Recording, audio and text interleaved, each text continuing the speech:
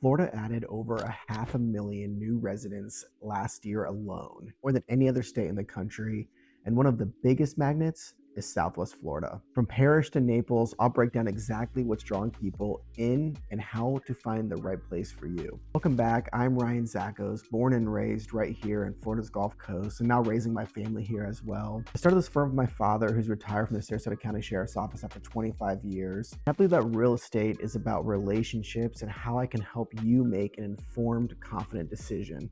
So whether it is me or someone else, please check out reviews. Make sure that your person is someone that does business and has your best interests. Before we dive in, please check out our website. We got some great free guides for you to download. They are super helpful in getting a feel for the different areas. All right, so now let's dive in. There are 10 different things that every relocation buyer cares about without fail. I'm going to focus on these 10 things and breaking down each and every area that we're going to talk about. I'm going to start at the north and Parrish, most northern area I'm going to discuss today, and work my way all the way down to Naples. We'll include Manatee County, Sarasota County, Charlotte, Lee, and Collier County. And then I'll even micro break that down a little bit. So not just talk about the counties as a macro level, but break down the different areas within some of those accountabilities or those areas. The criteria that we're going to use, affordability is one, home price, new construction costs. That's all going to go into the affordability for each area. The next is proximity to the beach. Then new versus resale options. Then what are the demographics for the areas? Families versus retirees. School and healthcare will be there. Walkability and lifestyle amenities, super important for people that are looking to move here from out of state. Flood zones, insurance costs, the risks of hurricanes, stuff like that to the area. The vibe, what is the vibe for that area? Is it old Florida versus master plan community versus urban coastal? What is that kind of vibe for that overall makeup for that community? The commuter viability and the remote work appeal for that area. And then the last is going to be the future growth and appreciation potential for that area. All right, so diving in, we're going to kick off with Parrish. It's again, we're going to work our way from north to south, Parrish being the most northern part of Manatee County that we're going to focus on today. For affordability, it is very affordable. There's new construction starting in the 300s there, and it is like the mini Lakewood Ranch or like the sister Lakewood Ranch community. That's a more affordable version of Lakewood Ranch. The proximity to the beach is going to be, it's a little bit removed compared to other areas. So it's about 45 minutes or so to Anna Maria Island, which is going to be the closest beach. And then obviously going south from there, you have Longboat, Siesta, all that. Now for new versus resale options, it's primarily going to be new construction, and the master plan communities like North River Ranch and other communities that are surrounding that. It's kind of going north and east from there. For demographics, young families, first-time home buyers are going to make up a lot of what Parrish is. Then we're going to talk about schools and healthcare. Schools are being built there and the healthcare is growing into it. Because it is such a new kind of established community, it is growing regarding the schools are changing, the healthcare is changing, getting better. Walkability lifestyle, it is still developing. There's limited town centers, but they are coming. Like North River Ranch has its own little town center. And then there off Moccasin Wallow, they're putting a lot of commercial restaurants, things like that. For flood zone insurances, it is inland, so you're not going to have a huge risk regarding flooding, hurricanes, and then insurance will be a reflection of that as well. For the vibe, it's suburban, it's up and coming. There's a lot more land and less polished feel. It's kind of old Florida with that new construction take. So a lot of these are farmland that's been mowed down and new construction's been built. For commuter viability, it's got great access. It's a huge appeal. Great access to St. Pete, Tampa, and Sarasota. That's affordable option. So if you're looking to be working in those areas, great spot. For future growth potential, it's very strong.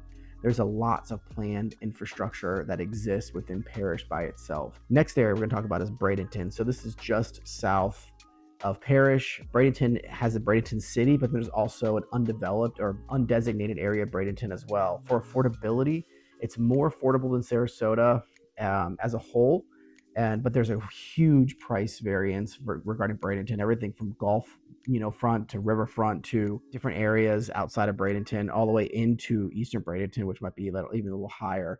As for beach, you have everything from 5 minutes all the way to 20 minutes in Bradenton. For new and resale options, there is a mix of historic homes and new builds that make up Bradenton. Primarily, it has been developed unless you go out further east. That's where you get into Lakewood Ranch there in East Bradenton. For the demographic, mix of families, retirees, and professionals that kind of make up Bradenton as a whole. For schools and healthcare, average rated schools, there are good hospitals nearby. There in West Bradenton, some great hospitals, but the school is mixed. If you want to be in a good school, you're going to be in places like Lakewood Ranch Ranch. Walkability, there's the Riverwalk, there's downtown, there's tons of walkable areas right there. Robinson Preserve in Palmasola, Northwest Bradenton, great spot. But again, that's kind of in the urban center. Outside of that, it's not as much. For the insurance and hurricane risk stuff, it's if you're on the coast, there's obviously great risk, but as you get inland, less. The vibe, it's very diverse. It's patchy in parts. There's a blend of local and tourist energy. Bradenton's one of those places where you'll see a ton of different demographics of people in one spot, which I kind of like. Commuter viability, it's very centralized, but you're going to be kind of stuck to Bradenton unless you're working in St. Pete, which is great access to St. Pete.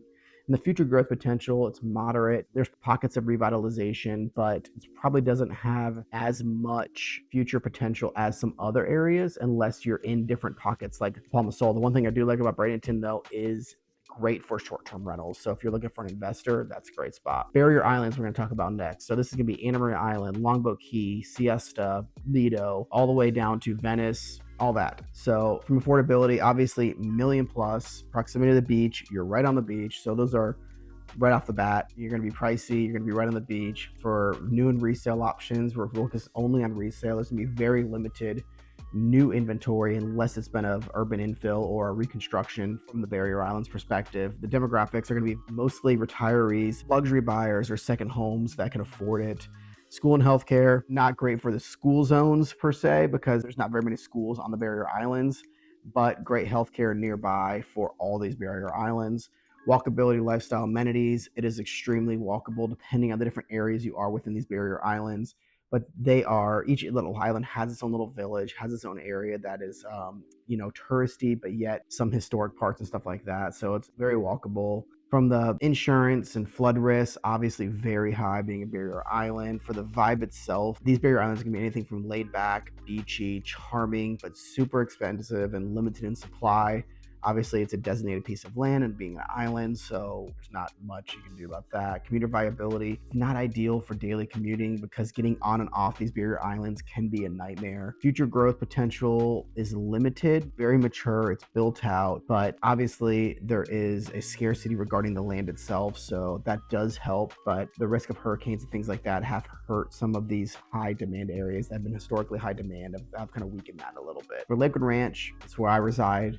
It's a 50 square mile master plan community. As for affordability, of everything from $300,000 townhomes to multi-million-dollar homes, 50 neighborhoods or so. Wonderful geography in proximity to the beach. You're about 30 to 45 minutes depending where you fall in Lakewood Ranch. Regarding new and resale, kind of like half and half. There's going to be 20 plus communities right now where you can purchase new construction, but there's wonderful built out communities that are established. As for demographics, families, retirees, young professionals, that's why I love Lakewood Ranch. Median age about 50. So there's a great mix. Wonderful school zones, wonderful healthcare, A+ rating in all the schools here in Lakewood Ranch. For walkability and lifestyle, there's multiple town centers in Lakewood Ranch, Main Street, and Waterside. So you have 150 miles of trails, you have tons of golf courses, tons of parks. So it kind of creates that walkability, that city feel in and of itself. Flood zones, hurricane risk, it's all inland. Most are out of the flood zone. There are some pockets along the Bradenton River, but overall, very safe, very low insurance. For the vibe, it's modern, it's planned, it's upscale, it's safe, it's clean, very suburban. So that's kind of the feel you get there. And it is great for remote work and great for Sarasota access. Future growth potential is high. There's new districts, there's commercial that's up and coming. The geography itself provides great access to Sarasota, Venice, St. Pete, Tampa, all that is around. So that geography affords the ability to grow in what's drawing people in, and also not just people, but businesses and stuff like that. Now for Sarasota and working your way south, and the affordability of Sarasota is mid to upper tier, depends on the neighborhood. Obviously you have everything from historic downtown in Laurel Park to the bayfront mansions to, affordable condos. So you have literally anything and everything in between. Proximity to the beach is Sarasota is literally built on the bay, so you're right over the bridges from Siesta and Lido, so great proximity to the beach. New and resale is going to be primarily resale. There are some pockets within Sarasota, especially in East Sarasota now, where there's some new construction options. If you're going eastward or south, and then obviously into Waterside, which is a Lakewood Ranch district, then you're going to get some new construction options. You're going to have professionals, retirees, culture seekers, young families. All these are going to make up different areas of Sarasota. The schools, excellent public school system. wonderful healthcare. Sarasota Memorial is one of the highest rated hospitals in the state of Florida. For walkability, the downtown is spectacular. The arts, the dining, the marina, all this stuff is centered around downtown, especially the beaches as well. Flood zones, different pockets of Sarasota are going to have different things. Obviously, as you get toward the coast, insurance is going to be higher. As you get further east, you're going to be out of the flood zone. There's the Philippi Creek that does run through Sarasota that does have some flood potential along the creek. For vibe, you're talking about cultural, stylish, walkable, urban, beachy. This is what Sarasota is, and this is what's been drawing people for a century. So the commuter viability, it's excellent for professionals, it's excellent for remote workers, and the future growth potential is high demand. It's gentrification, it is in many neighborhoods. So there are tons of opportunities that make up Sarasota. And again, there's a great variety from newer construction to new construction to historic homes. So it's the culture coast for a reason that makes up Sarasota that's drawing so many people. Venice is south of Sarasota. It's a little town that sits on an island. Historic downtown's on an island. Affordability, it's underrated value. Homes are from the low 400s inland, and then obviously they go up if you're on Venice Island itself. The proximity to the beach is spectacular. One of the only places in the country you can walk from this downtown, historic downtown, to the beach without crossing a bridge. That's Venice Island itself, but anything else in Venice, you're 10 to 15 minutes to the Gulf beaches. New and resale, one of the best new construction options are in North Venice and Nokomis area, and then you have tons of resale options, especially on Venice Island. And then as you get down south, we'll talk about Wellen Park in a little bit. For demographics, snowbirds, retirees, and lifestyle buyers, Venice does have some great school systems as well. So there's some great schools and strong hospitals, which are drawing some of those younger families, which historically has been a very retirement-centric community, is now drawing some families. For walkability and lifestyle, excellent historic core, which has bled into the arts. Obviously, the circus town was the Ringling kept their animals, so that circus kind of bled into the arts and culture for Venice as a whole. The flood zones, insurance costs, obviously, if you're on the island, the majority of the island is not in a flood zone, which is a huge selling point to Venice Island as well, but there is some additional cost to that. It's a very small town, charming feel, one main street that runs from downtown all the way to the beach. And the commuter viability is not great in giving that there's not a ton of economy per se or a ton of industry in and on Venice, but you do have decent access to Sarasota, Fort Myers, and some other areas. The future is strong. The potential for increase is strong, being that it's proximity to the beach, walkability, and historic, charming downtown. For Wellen Park, the affordability is mid. You're talking new construction from the 400s all the way up to $1 million plus, depending on this Wellen Park community. 20 plus neighborhoods now make up Wellen Park, the majority being new construction. The proximity to the beach is about 20 minutes. They're going to be opening up a road that shoots you down that will actually give you better access to the beach in the near future. A lot more new construction options and resale options, but there are some great resale options in communities like Sarasota National, Grand Palm, and other communities that are fully built out. The demographics, it's a balanced mix of families and retirees. I would think that it skews more toward that retiree centric, but there is a mix there. There's schools that are up and coming, they're building currently, and the healthcare system Memorial is expanding down there for some great healthcare in Wellen Park area. There is a downtown area for Wellen Park that has its own culture, amenities, has that planned lifestyle approach. It's like a mini version of Lakewood Ranch. It's not a fully developed version like Lakewood Ranch. It does have a downtown that's very walkable, bikeable, and they are building around nature as well. For insurance costs, it is inland. You should be out of a flood zone, newer construction, so that will help you with insurance and hurricane risk. For the vibe, it's fresh, it's modern, it's future, it's forward planned. It's a very suburban, and that is kind of the vibe of what makes it Wellen Park. Commuter viability, again, like Venice, is going to be not as great regarding its proximity to all the major metros, is kind of removed a little bit. Future growth potential is big. This is actually one of Florida's hottest zip codes currently, one of the fastest growing master plan communities in the United States. Moving down south, we're going into Englewood. Englewood makes up Sarasota and Charlotte County. This is a great affordable option here in the Gulf Coast with resales starting under $400,000.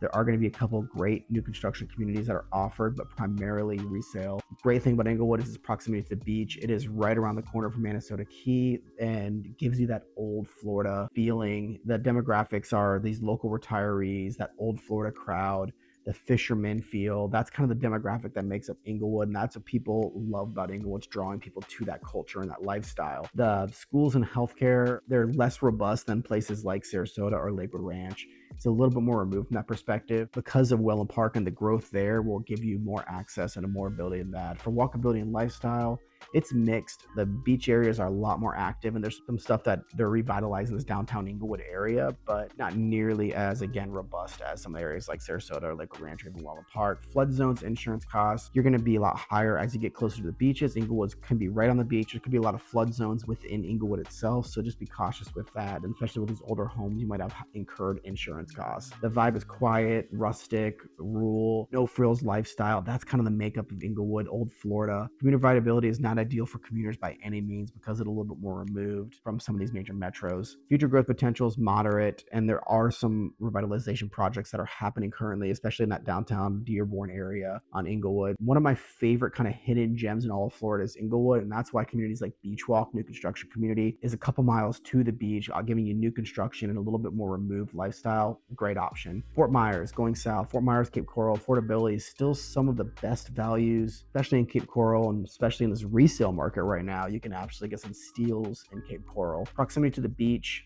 about 20 to 40 minutes. It depends, obviously, if you're in Fort Myers, West Fort Myers, you can be a lot closer, but in general, 20 minutes plus to a beach.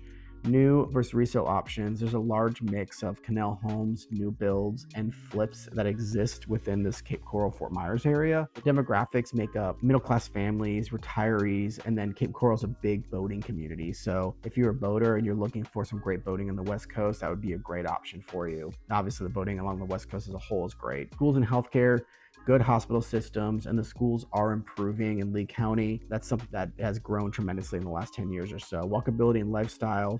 It is very car dependent, but strong community features, especially as you get into these beach areas in the Fort Myers area. Flood zones, insurance costs, it's very vulnerable. This area was hit very hard with Ian, so those low-lying areas got hit really hard, so insurance has been an issue for sure. The vibe is laid back, it's functional, it's less polished than Naples, where Naples obviously skews a lot older and a lot more expensive. So commuter viability, it's viable for working locally, and it's very spread out geographically. So just kind of know what area, what pocket you want to be in if you're searching in this Fort Myers, Cape Coral area. For the future growth potential, it is high for Cape Coral. This area is really booming. It's getting kind of the offshoot from Naples and then the extension from going south, which, gives you access for travel and everything else. There's a lot of stuff going for it. And then for Naples, the affordability is this luxury market. The median home price is $700,000 plus. Proximity to the beach is excellent. It's, most commutes within Naples itself is 15 minutes or less to the beach. New versus resale options. There are gated resale communities. There's luxury condos. And then there's some, as you move east, kind of like in the Sarasota, Venice area, as you move east, you'll get more new construction options as well. The demographic, it's primarily retirees, high net worth individuals, and then the seasonal residents make up a huge portion of Naples. Schools and healthcare, it's top tier healthcare. And then the focus would be the private schools that exist within Naples. Walkability, lifestyle, amenities. You have obviously Fifth Ave, wonderful golfing, fine dining, pristine landscaping. This is kind of what you think about when you think about Naples, are those kind of amenities, and great for retirees or someone that doesn't mind paying for some top tier amenities. The flood zones and the insurance are going to be higher in Naples, being that it is a very coastal area. The vibe is elegant, it's manicured, it's serene, it's luxury. That's what makes up Naples. The commuter viability is going to be mostly seasonal retirees, so there's low commute demand for the area. And the future growth potential is strong, but limited inventory. There is a lot of competition, which has obviously led to some very high price points for Naples over the years, which now obviously we're seeing at the 700 median price point of 700 plus for Naples. So it is softening now currently a little bit, but historically has been strong. So that's that. I hope this was a good guide for you and provided you some valuable information in trying to compare and contrast these different areas here in Southwest Florida on the Gulf Coast. Again, Parrish, very affordable. Some pockets in Charlotte County, very affordable. And then everything from Sarasota, Venice, rich cultural hubs. You get some of that artsiness in Bradenton, but Bradenton's going to be a lot more diverse demographic than anywhere else. If you're looking for young families, Lakewood Ranch is going to be the place to be with It's resort style amenities that are built around families and kids. It's great school zones, great spot to be. If you're looking to be in a laid back coastal area with a walkable downtown, that's probably Venice. Venice Island is a great spot for you. Wellen Park, new construction offerings. Lakewood Ranch, wonderful new construction offerings. If you're looking for a more affordable version of those master plan communities, look at Parrish. Great options there. And then again, like places like Babcock Ranch in Charlotte and Lee County, another master plan community, first solar powered community in the US. There's tons of stuff. There's tons of options that are going on right here up and down the Gulf Coast of Florida. You need someone that can help you navigate this coast, that someone like me that was born and raised here and has lived here my whole life. So I hope this helps. I hope this is a resource for you. Again, check out the website, download those guides, and let me know if I could be a help to you. Call, text, email anytime. I look forward to talking to you soon.